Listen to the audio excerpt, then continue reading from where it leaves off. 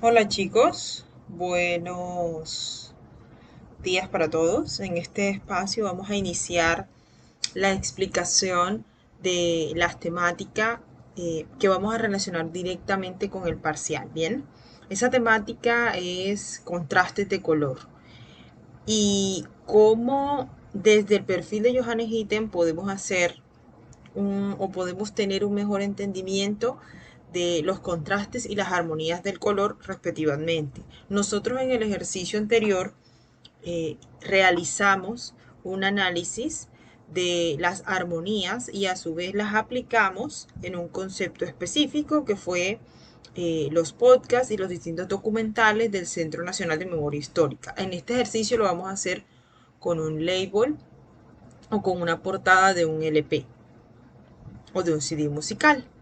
Importante primero saber cuáles son los 7 contrastes de color que manejó Johannes Itten. Estos son el contraste del color en sí mismo, el contraste claro-oscuro, el contraste caliente-frío, contraste de complementarios, simultáneo, cualitativo y cuantitativo.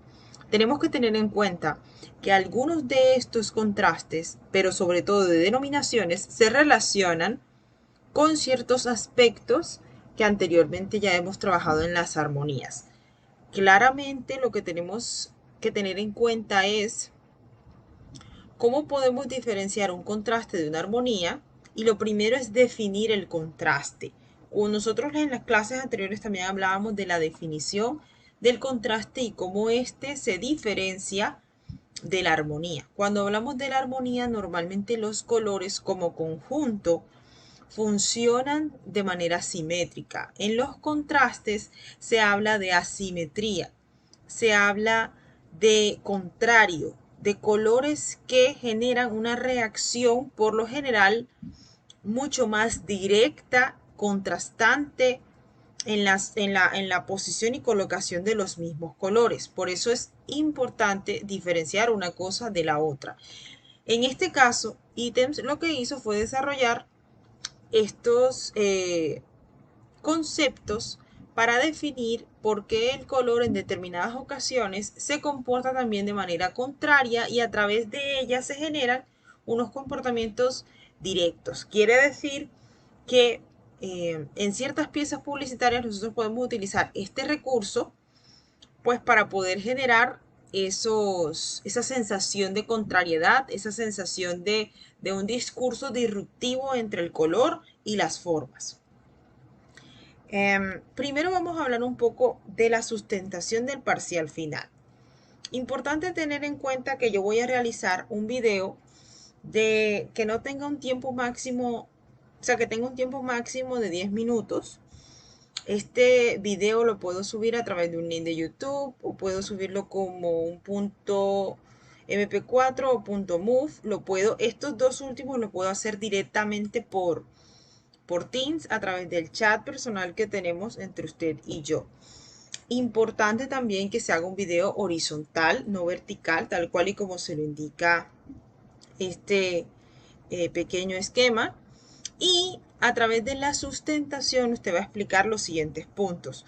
Primero, la explicación de la canción escogida. En ese discurso puede mencionar de qué habla la letra de la canción, de qué trata, cuáles son los personajes, las emociones y la historia que se cuenta en dicha canción, a qué álbum pertenece, de qué artista es, etcétera. Datos curiosos. Luego va a hablar específicamente de cómo se relaciona esa temática pues con los conceptos de diseño. Empezamos primero con la representación de cada color utilizado desde un propósito psicológico. Usted tuvo que haber consultado el recurso del libro de psicología del color de Eva Heller e indagar qué significado tiene cada uno de los colores escogidos desde el punto de vista o desde la orilla desde donde lo desea aplicar, valga la redundancia. Luego nos vamos a las emociones que usted pretende evocar o producir. Bien. Luego nos vamos a la justificación del contraste del color aplicado. Y por último nos vamos a la justificación de la composición técnica de la pieza. Este último se refiere a con qué materiales lo elaboró, qué dimensiones tiene la pieza, con qué tipo de software elaboró la pieza, a través de qué mecanismos, a través del uso de qué herramientas o, o, o qué características, etcétera. Teniendo en cuenta eso, vamos a empezar con el primer contraste, que es el contraste del color en sí mismo. Este contraste específicamente habla de una triada de color. Normalmente en el contraste de color en sí mismo se utilizan colores puros. Entonces aquí tenemos un esquema en donde se están utilizando primarios directamente uno sobre otro. Este ejemplo ya lo habíamos visto antes en la armonía, como tal, en la armonía triádica. Entonces no es algo muy alejado de lo que vimos en la armonía. La diferencia es que acá, en este tipo de contraste, se habla aún más de contrariedad. Por eso es importante utilizar los colores en un máximo grado de saturación, es decir, el color muy puro, para hablar de esa cualidad potente, de esa cualidad radical que a veces puede tener el color en ciertas piezas publicitarias. Entonces, cuando llevamos esto a un ejemplo, vamos específicamente a obras fauvistas. Las obras fauvistas tienden a ser obras muy coloridas, con el uso de colores muy saturados, muy puros.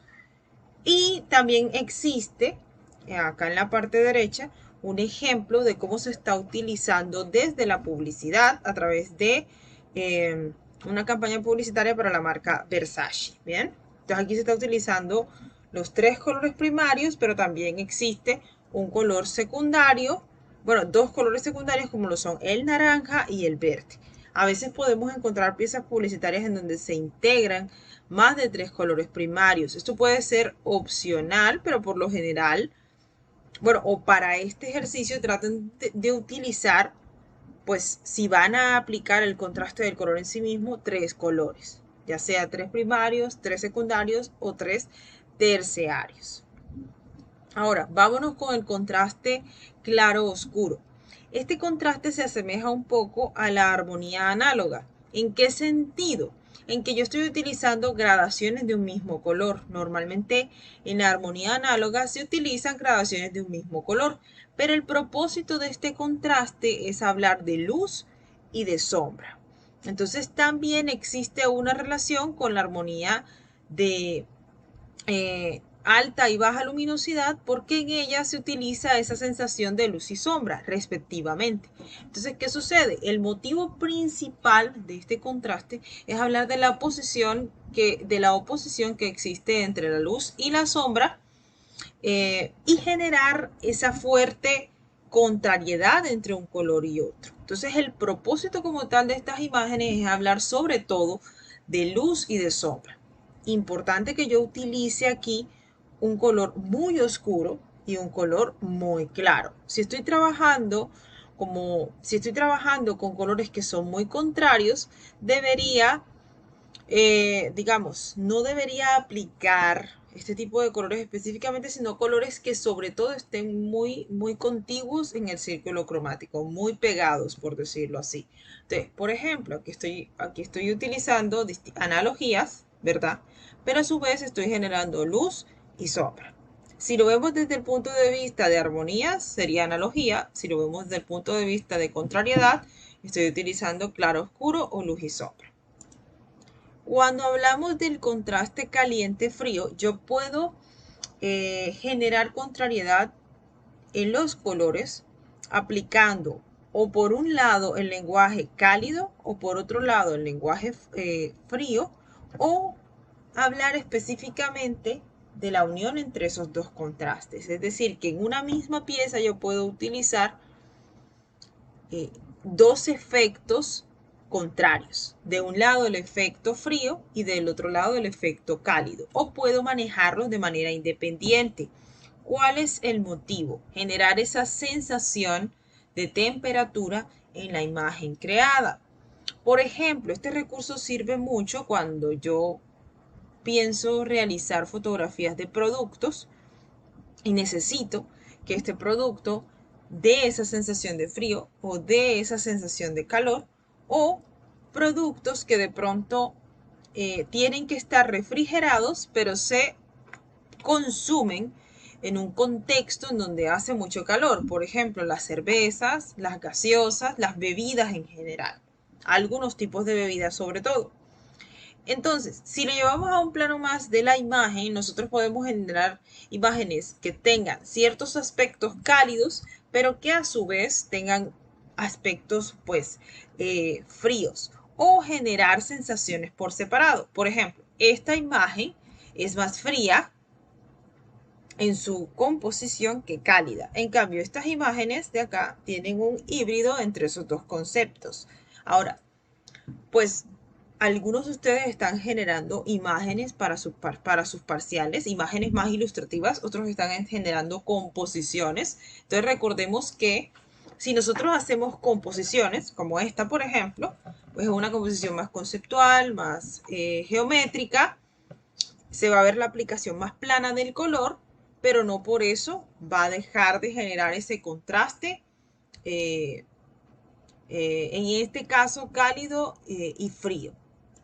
¿Listo? Ténganlo en cuenta. Cuando hablamos de un contraste de color complementario, pues estamos escogiendo dos colores que son contrarios en el círculo cromático. Recordemos que existen tres parejas estandarizadas que son el amarillo y el morado, el rojo y el verde y el naranja y el azul. Si yo escojo cualquiera de estas tres parejas, lo que tengo que tener en cuenta es que estos colores van a pasar por una gradación en donde pueden estar saturados o no, y o puedo utilizarlos en su estado más puro sin saturarlos, por ejemplo, o pues sin mezclarlos con gris en otro caso. Ahora, ¿qué sucede?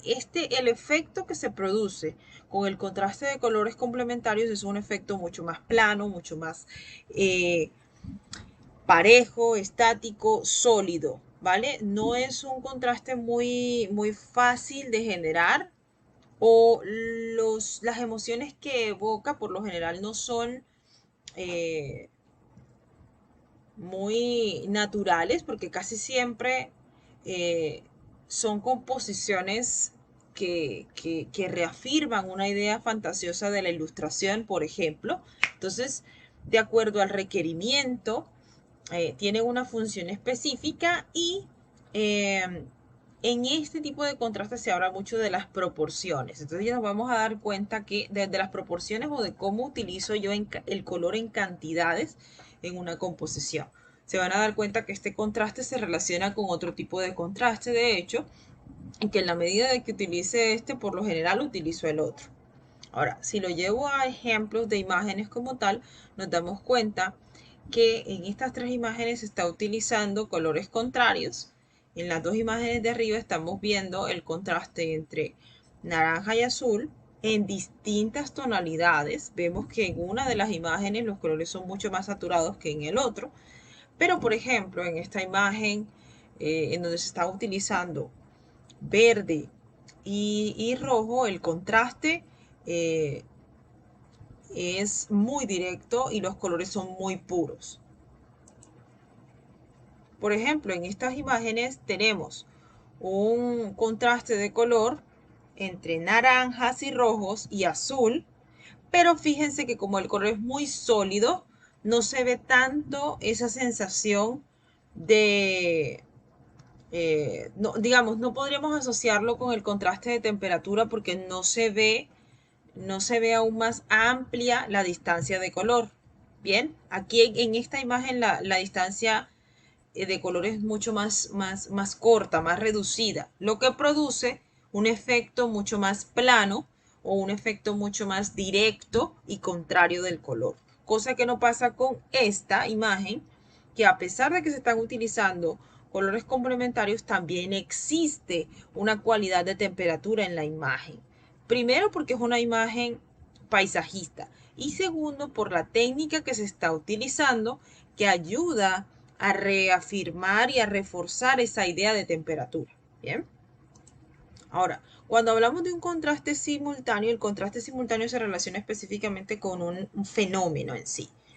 ¿Qué tipo de fenómeno? Resulta que si nosotros ubicamos un cuadrado de color gris sobre un color puro, este mismo cuadrado gris, dependiendo del color del color puro en donde incida, va a generar específicamente ese mismo, o sea, va a generar en ese otro cuadrado de color puro, una, una tonalidad de gris diferente, ¿vale? Entonces, por ejemplo, en esta imagen, en estas dos imágenes, por ejemplo, yo tengo el mismo cuadrado de gris, o sea, el mismo tono, pero resulta que en este cuadrado de acá, el gris tiende a verse un poco más oscuro, pero porque este color puro que está acá incide directamente sobre este gris. Ahora, si, si nos damos cuenta, este color gris que está acá es el mismo que está acá, pero el que está sobre el rojo se ve más oscuro o ligeramente más oscuro que el que está sobre el morado. Ahora, este tono de acá es el mismo tono que está sobre el verde, pero nos damos cuenta que el que está sobre el azul tiende a verse visualmente mucho más oscuro que el que está eh, sobre el verde. Entonces, ¿qué sucede? Es una cuestión más bien eh, de percepción y es utilizada en algunas piezas publicitarias pues para generar como tal sensaciones específicas. Por ejemplo, en esta imagen tenemos un contraste simultáneo a partir de un contraste complementario. Esta imagen está compuesta por dos colores complementarios que son el morado y el amarillo, pero el amarillo está inducido por un color grisáceo o por cierto componente gris. ¿Para qué? Para provocar la palidez, en este caso, de el rostro como tal y generar un contraste mucho más directo y diciente en relación con el concepto fotográfico. Ahora, si nos vamos a otras piezas publicitarias, vemos el recurso del uso del gris para también apaciguar un poco la sensación que producen otros colores más directos o incluso más neutros, como es el caso del blanco y el negro, en la utilización del rojo para las cabecillas de la serie Mad Men, o cuando, por ejemplo, lo utilizamos para reafirmar el color de un producto, como es el caso del iPod de Apple, ¿vale? Bueno, chicos, cuando hablamos específicamente de un contraste cualitativo, estamos hablando de la saturación o pureza de los colores que aparecen en una imagen. Pues esto no tiene nada del otro mundo si lo comparamos con el contraste del color en sí mismo, porque se están utilizando colores puros. Pero acá en el cualitativo se habla de esa cualidad o esa característica que tiene el color para verse de forma resplandeciente o para verse sin resplandor o puro. Entonces, este contraste habla de que los colores saturados y luminosos pueden verse eh, como, como colores que tienen resplandor. Por ejemplo, en este esquema amarillo vemos colores que están saturados, pero que a su vez dan esa sensación de resplandor o como si tuvieran un aura alrededor. En cambio, de este lado vemos colores que están poco saturados o colores puros, pero no existe en ellos esa cualidad de resplandor alrededor. Esto es propio de ese mismo aspecto que tiene el color de pues verse puro en ese caso. Entonces, yo puedo generar un contraste cualitativo utilizando ambos discursos o utilizando uno de los dos discursos. Si llego a utilizar el discurso de la derecha, pues me voy a dar cuenta que este discurso se relaciona con el contraste de colores puros, por ejemplo, ¿vale? Que estoy utilizando un contraste de colores puros, pero a su vez es un contraste cualitativo, porque hablo de la cualidad del color, pues para verse eh, eh, puro en sí. También estaría utilizando, pues si lo llego a disponer con otro color diferente en el círculo cromático, un contraste de colores complementarios, por ejemplo. Entonces, si nos vamos a ejemplos, nos damos cuenta que en esto yo estoy utilizando ambos discursos. Por ejemplo, en este estoy utilizando un color puro, como lo es el rojo, pero también estoy utilizando un color que está eh, que tiene mucho gris, en este caso el amarillo, y miren que genera un discurso en contraposición con el rojo que está acá. Lo mismo si observamos esta imagen en donde aquí hay dos colores puros que son el amarillo y el verde, pero existe otro discurso que son el color gris, por ejemplo, y el color azul. También podríamos hablar de que se está utilizando un contraste simultáneo por la,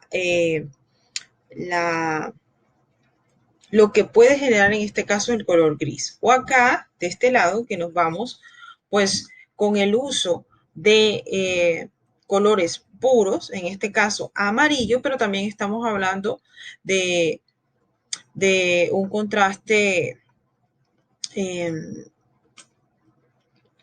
en donde solo se están utilizando gradaciones de un solo color. ¿Listo? Bueno, cuando hablamos de contraste cuantitativo, hablamos de cantidad, esa capacidad que tiene el color eh, de utilizarse a través de tamaños y proporciones. Yo puedo medir la cantidad de color que utilizo en una composición para generar relaciones muy directas y contrariedades muy directas en dicha utilización.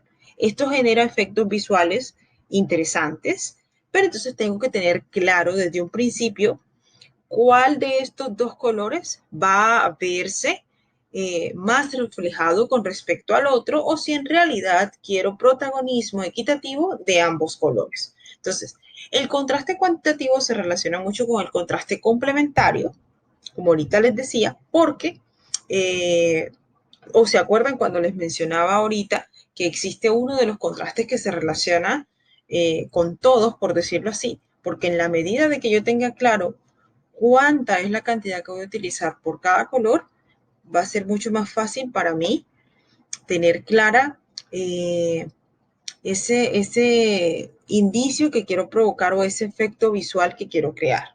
Entonces, en ese orden de ideas existen estos ejemplos en donde claramente, por ejemplo, bueno, claramente acá existe una utilización más de rojo que de verde y a su vez están utilizando colores complementarios.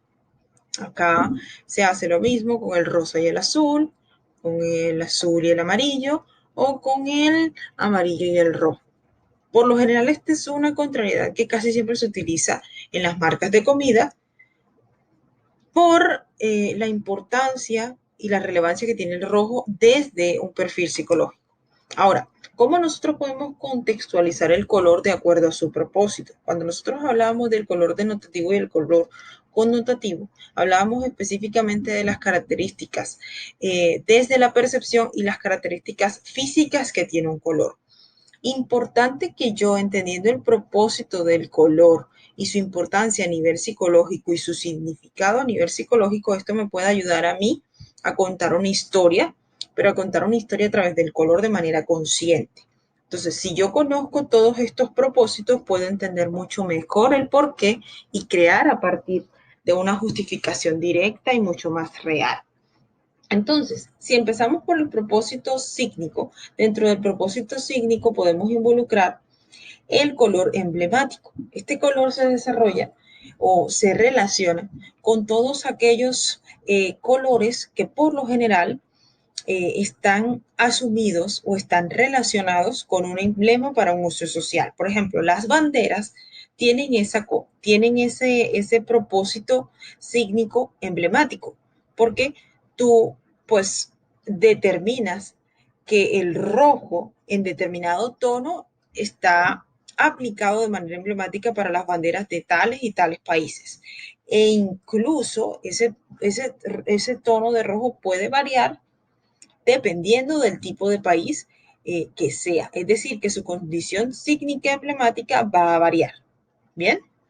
Otro ejemplo puede ser la Cruz Roja, la bandera de los Juegos Olímpicos e incluso los colores de los uniformes militares, porque por lo general son colores emblemáticos que varían un poco en cada país, pero que por lo general son los mismos, las mismas tonalidades. Bien, tienen esa condición. Otro color, dependiendo de un propósito sígnico, es el color señalético. Cuando nosotros hablamos de un color señalético, por lo general los colores aplicados a la señalética son colores que em, se establecen dependiendo de un mensaje único que se vaya a transmitir, ¿vale? Las señales de tránsito por lo general tienen unos colores particulares, por ejemplo, y estos colores se crearon estableciendo un código de color específico para que dicho código pudiese representar algo en particular. Por ejemplo, el amarillo se relaciona con el peligro, el verde se relaciona con la movilidad y el rojo se relaciona con la precaución. Entonces, ¿qué sucede? Que eh, si nosotros llevamos esto a un plano también publicitario, podemos relacionar el hecho de que a veces creamos piezas para que tengan, para poder diferenciar una pieza de la otra o para poder señalar que esta pieza es distinta a otra. Por ejemplo, cuando yo estoy creando productos que venden el mismo tipo de contenido, pero quiero que cada uno de ellos desde el color represente cualidades distintas, por ejemplo. Ya, entonces acá hablo de recipientes de leche, por ejemplo, pero cada una de ellas tiene un sabor en particular, por ejemplo. O si lo relacionamos con las señales de tránsito, el amarillo va a representar algo desde su propuesta sígnica señalética o el rojo va a representar algo desde su propuesta sígnica señalética. Entonces, si lo llevamos a señales de tránsito, las señales de prohibición van a ser de un color, las señales de movilidad van a ser de un color, las señales de precaución van a ser de otro color y así sucesivamente. Entonces, este mismo emblema o este mismo sistema puede llevarse a productos publicitarios o a productos que necesiten publicitarse. Cuando nosotros hablamos de un propósito sígnico esquemático, nos vamos a un rasgo distintivo del color, pero este rasgo distintivo siempre se va a relacionar con la forma, ¿bien? Quiere decir que yo voy a utilizar ese recurso para poder establecer que aquí hay una forma en particular. Por ejemplo, en estos ejemplos yo veo que el color me ayuda a distinguir a mí mejor la forma de estos objetos o las formas de estas figuras o las flechas o los cuadrados o los triángulos, etcétera. Entonces estoy utilizando ese recurso. Quiere decir que este propósito es uno de los más débiles, por decirlo así, porque trabaja en concordancia con otros para poder reforzar la idea. Pero interesante que ustedes tengan claro, pues, que están organizando las cosas por esquemas y que a partir de ese esquema yo puedo reafirmar un propósito simbólico, por ejemplo, o un propósito emblemático, por ejemplo, que es mucho más pesado y estructurado visualmente hablando en comparación a este. Ahora, cuando nosotros nos vamos a un propósito descriptivo, nos vamos específicamente a las características más denotativas y físicas del color. Entonces, dentro de este propósito descriptivo se encuentra el color naturalista. Normalmente el color naturalista se relaciona con todas aquellas propuestas que tratan de imitar y mimetizar los colores naturales. Entonces, cuando yo tomo una fotografía, este propósito descriptivo es totalmente naturalista porque si yo no altero eh, por medio de la edición la calidad del color o el modo de color, pues estoy trabajando bajo un perfil natural. Bien, por ejemplo, estas imágenes, a pesar de que tienen cierto grado de edición, permiten ver el aspecto natural de la piel. ¿Listo? Lo mismo con estos objetos que se encuentran alrededor porque tratan de simular lo que se ve en la naturaleza tal cual y como es. Cuando nosotros hablamos de un propósito descriptivo exaltado, hablamos por lo general de colores que están con el propósito de contrastar, ¿bien? Quiere decir que en ellos se ve muy reflejado el uso del contraste o el uso de armonías complementarias, por ejemplo, y que el uso de estos colores acá tienden a ser colores puros, ¿bien? Colores que no tienen de pronto, no se ven opacos, no se ven muy luminosos o no se ven inducidos por negro o por blanco. Son colores en su estado puro, la gran mayoría. Cuando nosotros hablamos de un color expresionista, hablamos de un color que a pesar de que tiene o de que se utiliza en su estado puro, la forma que se aplica tiene una utilización más expresiva, más orgánica, más suelta, no es tan eh, esquemática, no le importa generar texturas, no le importa generar comportamientos o texturas gráficas visuales. Entonces, si nos damos cuenta en todas estas imágenes, sobre todo en la segunda, se utiliza se utiliza el color para darle forma a este rostro, pero también se genera una expresión a través de la superposición de los colores. Esta superposición es lo que se conoce como color expresionista, porque además de que se relaciona con la forma aplicada, trata de generar una textura visual interesante. Bien, por lo general esto está relacionado con lo que vemos en el surrealismo, por ejemplo, o en las ilustraciones que son más oníricas o que se relacionan con el sueño o con los sueños. Cuando hablamos de un color fantasioso, también hay una cierta relación con lo expresivo, pero acá sobre todo se altera mucho más esa idea de cómo es el color en realidad. Bien, ¿qué sucede? Se manipula casi que de manera fantasiosa el color aplicado a la imagen para crear estrictamente una ambigüedad entre el color y la forma. Entonces nosotros pues tenemos muy claro que las manos no son verdes, a menos que tú seas Frankenstein, pero acá se está haciendo adrede para hablar específicamente de un concepto.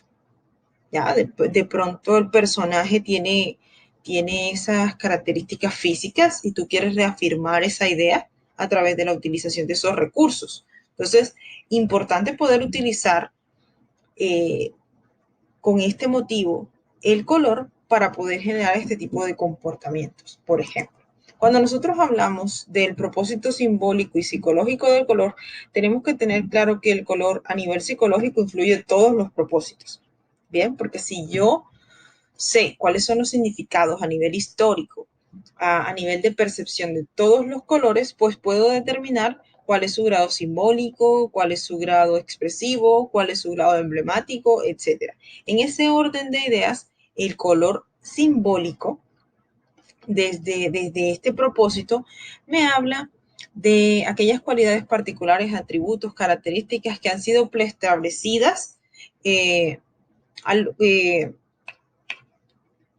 preestablecidas para poder generar situaciones arbitrarias y convencionales en el color. Por ejemplo, esto quiere decir con qué relaciono yo el color o qué tipo de situaciones se han instaurado en la sociedad a tal punto de que se normalizan y se asocian a través del color con ciertas cosas. Por ejemplo, el verde se relaciona con la vida, con la naturaleza, el rosado se relaciona con lo femenino, el negro se relaciona con la muerte, el amarillo se relaciona con el peligro. Y miren que esta concepción del amarillo también se relaciona con el color desde la señalética, por ejemplo, porque es una idea preconcebida, una idea establecida.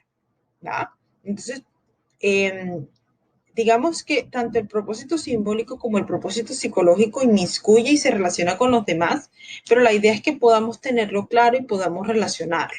Quizás en alguna de las piezas que ustedes van a hacer, su intención específicamente es que el verde represente la vida. Entonces, en ese caso, tendría un carácter más simbólico porque tú quieres reafirmar esa idea a través de la creación de tu pieza.